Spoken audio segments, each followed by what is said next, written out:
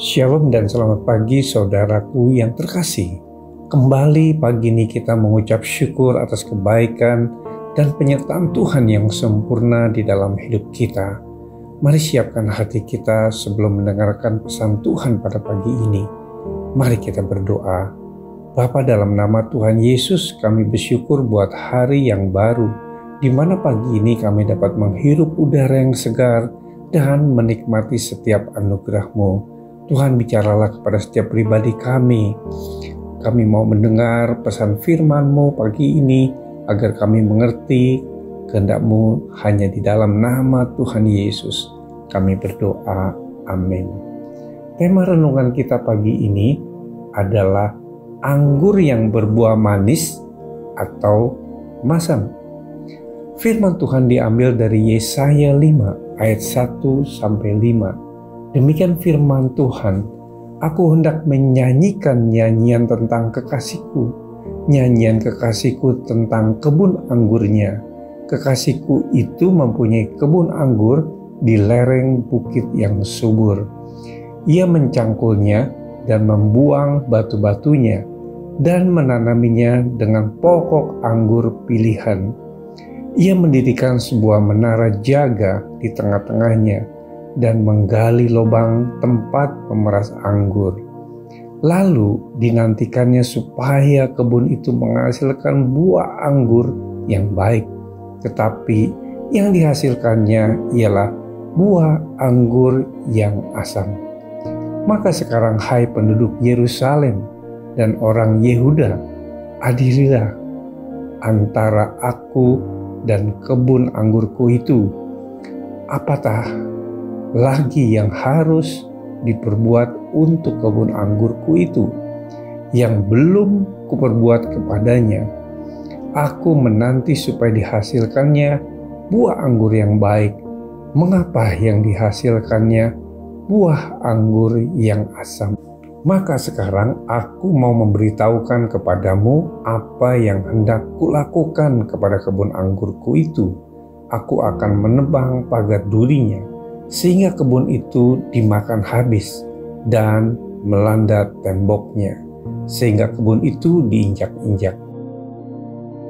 Saudaraku, melalui perumpamaan ini, Tuhan menggambarkan kebun anggur yang tampak subur dan indah dipandang mata.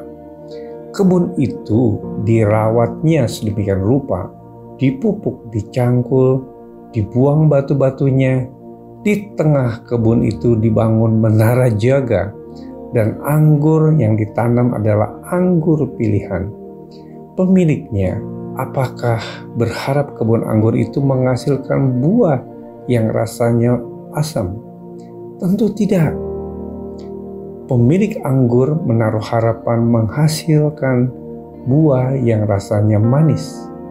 Saudaraku, kebun anggur yang dimaksud adalah gambaran tentang umat Israel, bangsa pilihan Tuhan yang mendapatkan perlakuan secara khusus dan istimewa dari Tuhan. Namun demikian, mereka tidak menunjukkan kualitas hidup yang sesuai dengan harapan.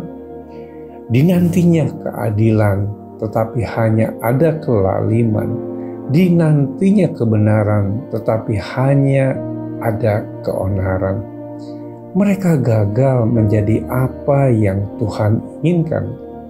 Walaupun telah mengecap kebaikan Tuhan dan mengalami berbagai mujizat yang luar biasa, mereka tetap saja menjadi bangsa yang tegar tengkuk, bahkan tega menyakiti hati Tuhan dengan melakukan perbuatan-perbuatan yang menyimpang dari firman-Nya, sehingga hal itu menimbulkan murka Tuhan. Aku akan menebang pagar durinya, sehingga kebun itu dimakan habis, dan melanda temboknya, sehingga kebun itu diinjak-injak.